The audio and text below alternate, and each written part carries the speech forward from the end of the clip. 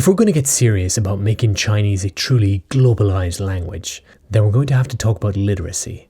And so we encountered the Great Wall of Chinese characters. I had a conversation recently which completely blew my mind.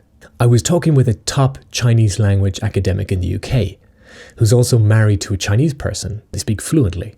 And he said to me, he struggles to read a real Chinese novel. If they struggle to read a real Chinese novel, then what percentage chance does a regular UK 16-year-old student have to ever arrive at a level at which they also just about struggle to read a Chinese novel? I'd say the chances are close to zero. And so this highlighted for me the profundity of the issue here and how broken the system is.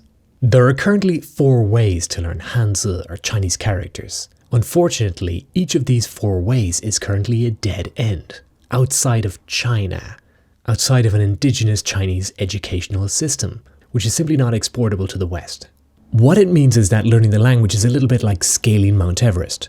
There are the bold and the few who can achieve it, who have access to plenty of resources, but it's not scalable to a large swathe of society, which explains why the market for Western learners of Chinese is unfortunately small and shrinking, and why even amongst the second-generation Chinese kids born outside of China, dropout rate from Chinese language programs is incredibly high.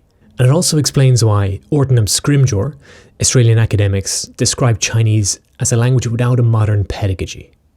So, what are these 4 ways, and what's wrong with them? Brute memorization. Write them 1,000 times till they burn into your muscle memory. The least cognitively efficient. 2. Make them look like something. We've all seen Chinesey. 3. Track the history of the character. Look at the etymology. Look at how it's changed over time. It's usually used as a helping tool. And 4.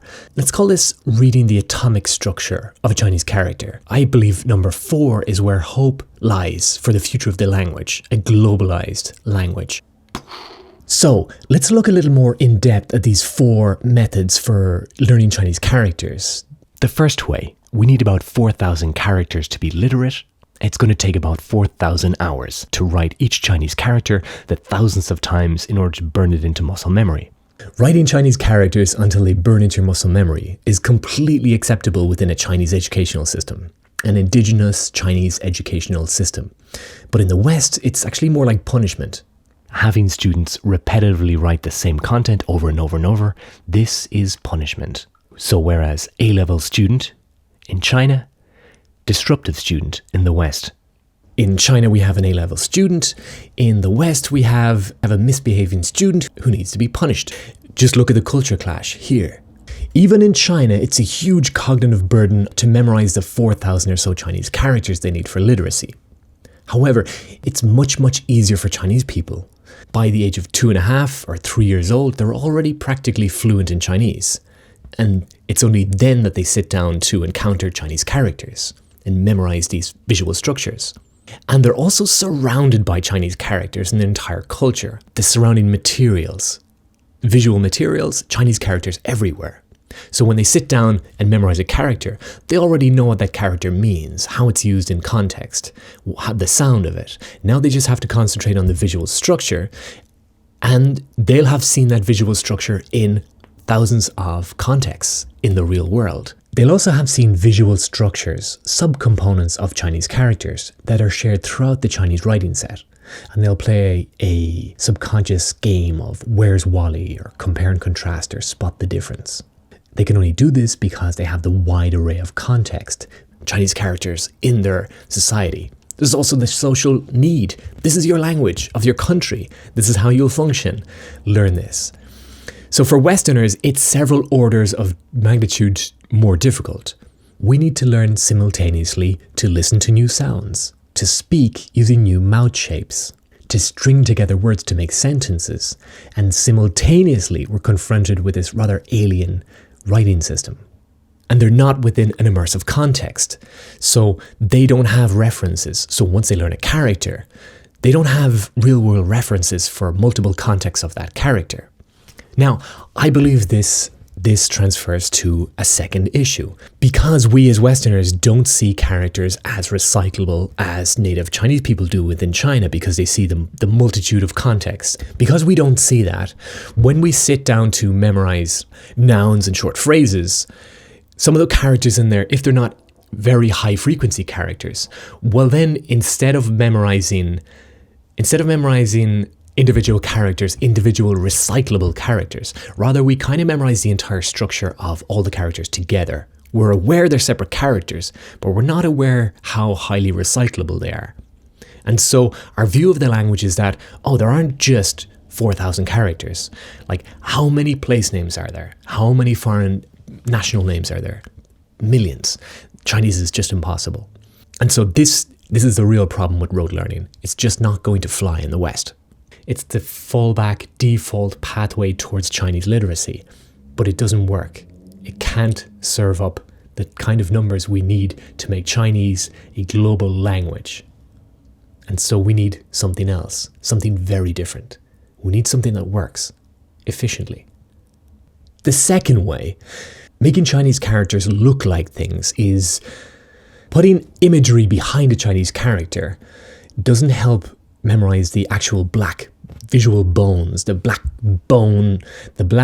bone construction, the black bones. Rather, you're looking at the picture and the colors. We've all seen Chinesey, and we've also seen other methods, other DIY in-classroom made methods by teachers where they add artwork to Chinese characters, often surrounding the Chinese characters with some artwork or trying to mold the Chinese characters to look like something. Two big issues here. One, once you remove that artwork, will you actually remember the visual line art construction of the Chinese character? Most likely not. Would you then be able to pick it from a lineup of similar looking visual characters? That's the first issue. The second issue, it's incredibly inefficient because there's no recycling of knowledge. Instead of spotting the useful, recyclable visual structures that occur right across the Chinese writing set, rather than relying on unique instances of artwork that often push even creative boundaries. So whether it's a quan, the claws and tusks, or the guang from deer, we don't recycle that knowledge, and so that's a massive issue there. 3, looking at the etymology or history of development of a character. I'm guilty here. I do this a lot. Because what I'm really looking for is some story, some reason as to why a character looks like it does. Now, whether that is fake history or real history, it really doesn't matter. I'm just looking for a little mnemonic story, some kind of logic I can apply to understand, to build a rationale for myself, a cognitive framework in my own mind as to why a character looks like it is. So if I can storify that, I can somehow remember it more easily. However, once we add in the extra visuals, the changing watersheds in the history of a character, you're suddenly turning like this one-dimensional, these two-dimensional characters into like this three-dimensional time, multiple layers of iterations of characters throughout the history of time. And so it's this false friend in memories in Chinese characters. It's just extra workload. And often, if you look at an impartial source, it often turns out that people have different opinions on the etymology of a character. And often, if you look at an impartial source, it will say something like origins poorly understood or origins not understood. Now, let's look at this atomic structure of Chinese characters. Now, there are some issues here. This mirrors very well how Westerners would like to break apart Chinese characters. They'd like to read the visual structure. Now, this is done to an extent within China itself. We see radicals, we see side phonetics, etc. The problem is this is not a complete system. From a study, Xu et al., from 2,500 Chinese characters studied in primary schools in China, it was found that radicals only work about 58% of the time, which is pretty bad, and side phonetics work 39% of the time. The problem is when you multiply those two probabilities together, there's a 77% chance that either the majority or the entire visual structure of a Chinese character has no visual purpose. It doesn't work as a side phonetic or a radical. So if we look at a page of text, and we just highlight 77% of that text. Well, that's everything in red, either part, the majority, or the entirety of the visual structure makes no sense. And so this system of radicals and phonetics is quite broken. And even to make this small percentage of text work, you need to have references that are quite abstract, like the zhui or guai, rare Chinese characters that you wouldn't ordinarily encounter in beginner level Chinese.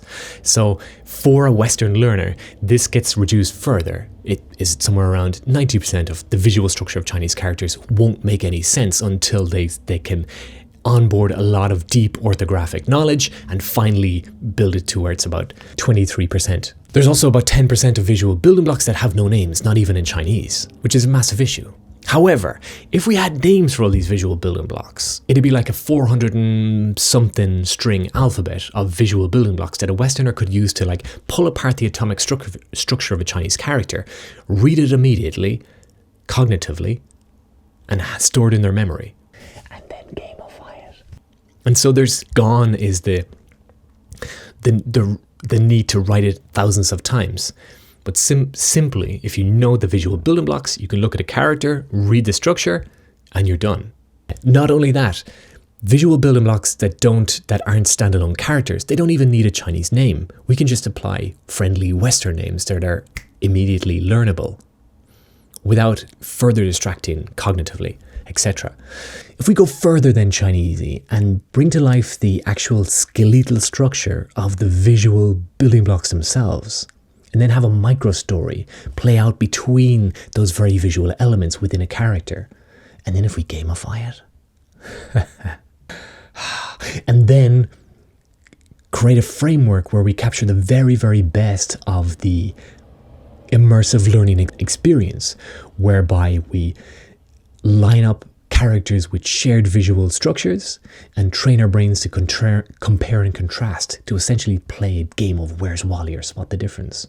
Train us in a new reading exercise for Chinese characters. And then gamify it. So I believe this is where the hope lies for the future of Chinese as a globalized language, as a global language. Thanks for listening. Thank you.